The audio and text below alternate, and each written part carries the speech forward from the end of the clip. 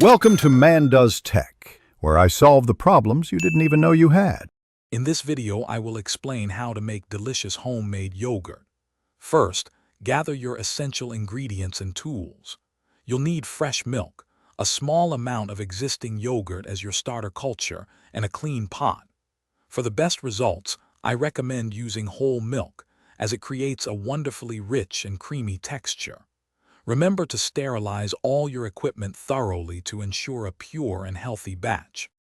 The next crucial step involves heating and cooling your milk. Gently heat your milk to 180 degrees Fahrenheit. This high temperature helps to kill any unwanted bacteria and changes the milk's protein structure, leading to a thicker yogurt. After heating, cool the milk down to between 100 and 115 degrees Fahrenheit. This specific temperature range is perfect for your starter culture to thrive. Now it's time to introduce your starter culture. Once the milk is at the correct temperature, gently stir in a few tablespoons of plain yogurt. This introduces the beneficial bacteria that will transform your milk. Transfer the mixture to a clean container and keep it warm, ideally between 100 and 115 degrees Fahrenheit, for 6 to 12 hours.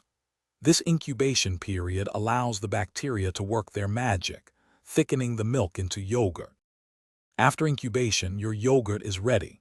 For a thicker, Greek-style yogurt, you can strain it through cheesecloth for a few hours. Once it reaches your desired consistency, transfer your homemade yogurt to an airtight container and store it in the refrigerator for up to 1 week. It's perfect for breakfast, snacks, or cooking.